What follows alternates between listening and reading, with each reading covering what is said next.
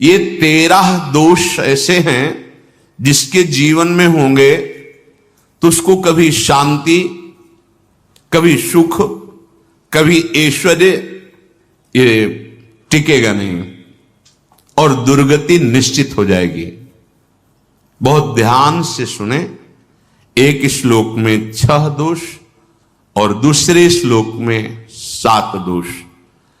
उपासक को कभी इन दोषों को अपने अंदर टिकने नहीं देना चाहिए।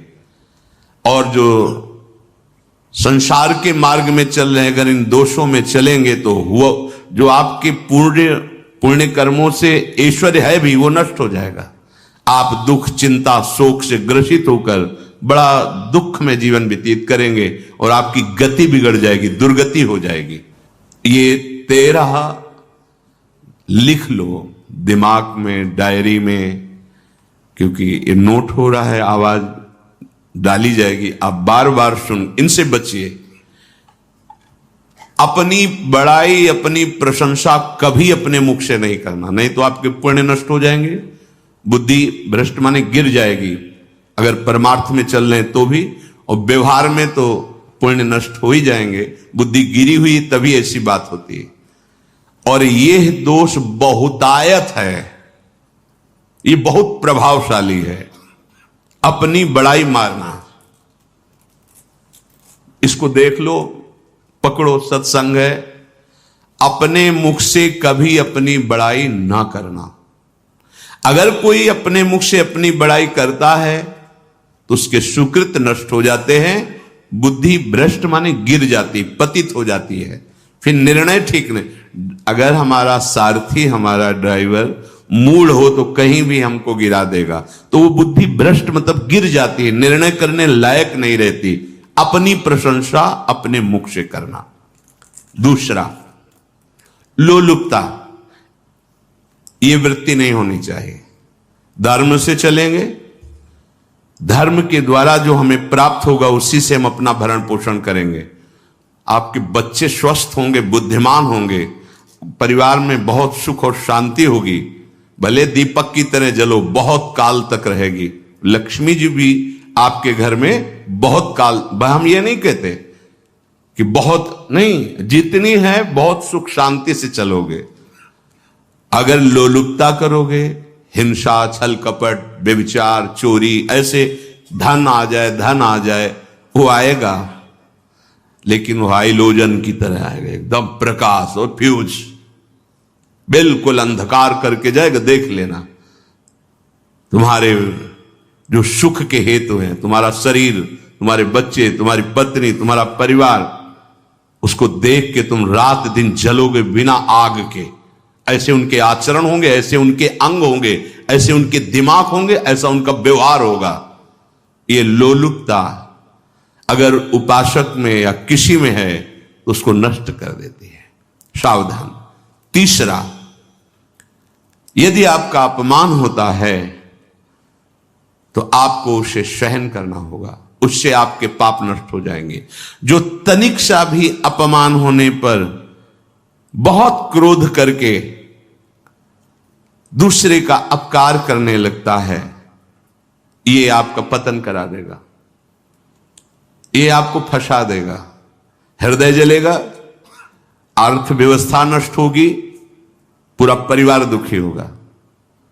जरा सा अपमान की संभावना में आप किसी से भी भिड़ गए, किसी से भी, वो ये प्रवृत्ति आपका पतन कर देगी। और अगर आप सह गए तो आपका सहना उसके लिए आग बन जाएगा। उमा क्षमा साप होते भारी, तुम्हें दंड देने की जरूरत नहीं, उसका एक कर्म ही उसे दंड दे देगा। आप शांत हो जाइए, आप सत्संगी हैं, आप शांत रहिए। चौथा, निरंतर क्रोध और उसका चिंतन। बैठे बैठे बस द्वेषियों का चिंतन ही हो रहा है, अंदर क्रोध का चिंतन और द्वेषियों का चिंतन ही हो रहा है। द्वेष भरी बातें, द्वेष भरे क्रियाएं, उन्हीं का चिंतन करके जलते रहना क्रोध से। उपासक को तो क्रोध करना ही नहीं चाहिए, बहुत शांत। ठीक है, अभ्यास में कभी क्रोध हो सकता है, उसको फिर समन करो, अंदर से प्रायश्चित, जैसा कि अब गलती हुई, आगे नहीं करेंगे। और व्यवहार में भी क्रोध को आप पीना सीखें। अगर बार बार आपका क्रोध प्रकट होता ही रहेगा, आपका स्वभाव बिगड़ जाएगा, आपके पुण्य नष्ट हो जाएंगे और आपका जीवन नष्ट हो जाएगा। देने वाला उतना दे देगा आपको आनंदित रहो, पैसा खर्चा सब पूरे जीवन का विध्वंस मचा दिया क्रोध ने। कहीं भी आप देखो, किसी से क्रोध करके देखो, फिर देखो तुम्हारा भजन चल रहा है, तुम्हारी वो आनंद वृत्ति है नहीं, जलोगे और वो जलन और गुस्सा दिलाएगी और वो बैठे बैठे जलो नहीं। ये क्रोध जो है ये चाहे व्यवहार में हो चाहे परमार्थ में, दोनों की हानि करने वाला है। और आश्रित जनों की रक्षा ना करना। अगर कोई भाग कर आपके पास आ गया है, कोई पशु पक्षी या कोई मनुष्य, आपको चाहिए कि अब चाहे हमारे पहले प्राण जाएं, उसकी रक्षा करेंगे। सीवी जैसे तो कोई बिरले ही होते हैं, पर इतना जरूर ध्यान रहे, जैसे कोई पशु पक्षी किसी भय से आपके सीमा के अंतर्गत आ गया है, अब उसकी रक्षा करनी है आपको। अगर आप स्वयं मार देते हैं या मरवा देते हैं, या आपके सुकृत नष्ट कर देगा, या आपकी दुर्गति का कारण बन जाएगा। और जो पाप कर्म उत्साहित होकर करते हैं, उपासक को तो बहुत सावधान रहना चाहिए, पर व्यवहार में भी जो नहीं करना चाहिए, अगर वो पाप कर्म आपके द्वारा मन में प्रेरित हो रहे हैं, संकल्प बन रहा है, क्रियाएं हो रही, दुर्गति पक्की, पुण्य नष्ट हो जाएंगे, दुख अशांति बढ़ती चली जाएगी, कभी शांति नहीं प्राप्त कर पाएंगे। ऐसा नहीं कि जो मन में आवे सो करे। पापाचरण निडर और उत्साहित होकर करना, अगर ऐसे लक्षण है, निश्चित दुर्गति होती है। ये 6, अपनी बहुत बड़ाई करने वाला अपने मुख से, लोलुपता, तनिक से अपमान में सहन ना करने वाला, निरंतर क्रोधी और आश्रित जनों की रक्षा न करने वाला, और निडर हर्षित होकर पाप कर्म करने वाला। दूसरे श्लोक में 7 है, 6 7 हो। 1, संभोग का ही चिंतन करना, संभोग में ही मन लगाना, संभोग दूसरी स्त्रियों के साथ करने की भावना रखना, जीव नष्ट हो जाता है। ठीक है, धर्मयुक्त काम भगवान ने आदेश किया है, आपका पाणिक ग्रहण संस्कार हो गया है, संतानोत्पत्ति की भावना से कुछ पवित्र तिथियों का त्याग करते हुए चर्चा में हुई है। एक नियम है, एक आदेश है शास्त्र का। आप बहुत काम प्रवृत्ति वाले हैं तो प्रत्येक मास में जब माता बहनें पवित्र हो जाती मासिक धर्म से, तो जिनका पाणिक ग्रहण आपने किया, जो पत्नी स्वरूप है, वो ठीक है। वहां भी बार बार के लिए व्यभिचार प्रवृत्ति के लिए शास्त्र आदेश नहीं करता, संयम पूर्वक, और उसका चिंतन नहीं करना। पाणिक ग्रहण संस्कार है, घर में विराजमान है, एक संयम एक नियम के अनुसार उसका चिंतन तो फिर भ्रष्ट कर देगा। चिंतन प्रभु का करना है, चिंतन प्रभु की सेवा जो आपके कर्तव्य, इसके चिंतन से बचो। घातक है, बहुत बड़ा जहर है, अगर विषय चिंतन होने लगा तो मरोगे, जिंदा जलोगे, दुर्गति भी होगी। ये अंदर की जो आग है ना, कामाग्नि, ये इतनी बढ़ती चली जाएगी, तुम्हारे होश खराब हो जाएंगे कि मुझे क्या करना चाहिए क्या नहीं करना चाहिए। कोवा मदांधो मदना तुरोवा, अंधा हो जाएगा, नहीं दिखाई देगा अनुजा तनुजा क्या है कौन है, कुछ नहीं, भ्रष्ट बुद्धि। संभोग का चिंतन नहीं, धर्मयुक्त काम आदेश है शास्त्र में। यदि आप प्रवृत्ति मार्ग में हैं तो अपनी पत्नी को जो पाणिक ग्रहण स्वीकार किया है, वहां भी पवित्र तिथियों का त्याग करते हुए, एकादशी है, रामनवमी है, नव दुर्गा है, जन्माष्टमी है, राधाष्टमी, जो पवित्र तिथियों का त्याग करते हुए, और ऐसे जो मर्यादाएं हैं उसके अनुसार। और कहीं पराई स्त्री के साथ संभोग की बात, निश्चित दुर्गति पक्की है। ऐसे ही माताओं के लिए है, स्त्री शरीर के लिए है। यदि वो ऐसी गलत चेष्टा, तो पतिवंचक परपति रति करई, रौ नरक कल्प सत परई। ये भोग चिंतन से बचने की चेष्टा कीजिए तो क्रिया से अपने आप बच जाएंगे। विषमता रखने वाला, सबके साथ बर्ताव ऐसा कि मैं बहुत श्रेष्ठ हूं और दूसरे सब नहीं, ऐसा व्यवहार नहीं। सब भगवत स्वरूप हैं, समान व्यवहार। जैसे आपके भोजन है तो जो आप पा रहे हो वही सबको दीजिए। बैठने की व्यवस्था, उठने की व्यवस्था, क्रम बाय क्रम, पर उसको भी नीच भाव से मत देखिए।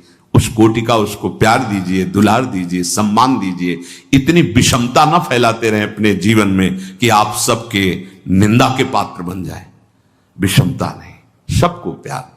हाँ ठीक है, पुत्र का अलग प्यार है, भाई का अलग प्यार है, पिता का अलग प्यार है, पर हमारा व्यवहार प्रीति युक्त होना चाहिए, विषमता भरा नहीं होना चाहिए। अगर हमारे चित्त में विषमता ही रही तो संसार है, प्रभु नहीं है। जीत विषम संसार, कीर्ति जग बिस्तरे। जो विषमता पर विजय प्राप्त कर लेता है वही भगवत प्राप्ति का अधिकारी। ये विषमता बहुत बड़ी हानि है। तीसरी बात, अत्यंत मानी होना।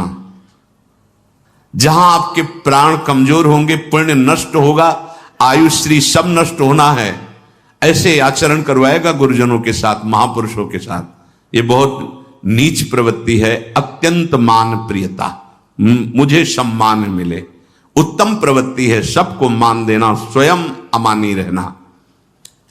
चौथा, दान देने की बात कह के मुकर जाना या दान देकर पश्चाताप करना। दे दिया है, बहुत जल रहे हो, दूसरे से वार्ता कर रहे हो कि पता नहीं क्या यार बुद्धि में हो गया, हमने उसको इतना कहा था, उतना दे दिया, क्यों दे दिया, ऐसा ऐसा, मतलब अंदर चिंतन करना, क्यों दे दे तो दिया। इसके बाद जो आपका ये जलन हो रही, पश्चाताप, सुकृत नष्ट हो रहे हैं। दान देकर पश्चाताप करना या दान देने की बात कह के मुकर जाना। जैसे आपने कह दिया आपको इतना इतना ऐसा, अब आप मुकर गए, ब्याज सहित तुम्हें देना होगा, ये तुम्हारी दुर्गति का कारण बन जाएगा। ऐसे ही नहीं बोलना चाहिए, बहुत होश से। वाणी एक अमोल है, जो कोई बोले जान, ये तराजू तौल के तब मुख बाहर आन। पांचवा, अत्यंत कृपण होना। ना परिवार को सुखी कर पा रहा, ना अपने को सुखी कर पा रहा है। एक एक सिक्का बैंक में जो मर गया। धन की वास्तविक गति यही है कि अपने परिवार को खूब उसकी अनुकूलता प्रदान करो, उसमें से कुछ हिस्सा किसी ऐसे को जिससे तुम्हें बदले में कुछ लेने की भावना ना हो। कोई साधु महात्मा, गाय, पशु, पक्षी, किसी भी जीव बीमार है, शरीरधारी, उसके जिससे कुछ कभी लेने की भावना ना हो, एहसान की भावना ना हो। सो धन धन्य प्रथम गति जाकी, धन्य हो गया उसका धन। अब वो कृपण का धन किसी काम में ना स्वसुख, ना परिवार के सुख, ना धर्म कार्यों में, व्यर्थ जीवन चला गया। उसी धन का चिंतन करना, उसी का संग्रह करना और उसी की रक्षा करते करते शरीर छोड़ देना। तलाओ धर्म, अर्थ, काम, मोक्ष। और जो बालक, स्त्री, पागल, असहाय, जो इनकी रक्षा न करके इनकी हानि करता है, दुर्गति निश्चित है।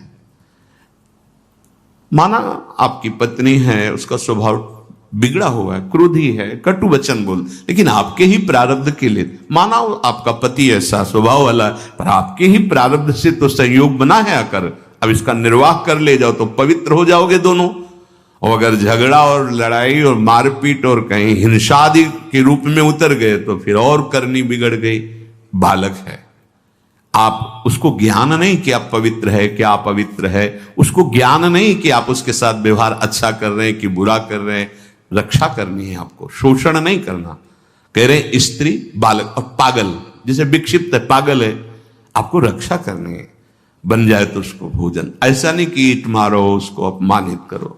उसकी बुद्धि खराब है, प्रारब्धवशात खराब हो गई है, तो शास्त्र आज्ञा करता है स्त्री, बालक, जैसे पागल, विक्षिप्त आदि हैं, असहाय है, असमर्थ है, बूढ़ा है, वो आप सेवा भी करो तो वो गाली दे सकते हैं, उनकी बुद्धि बिगड़ गई। आपको उनको दंड नहीं देना, मारना नहीं है आपको। मान लो आपके बड़े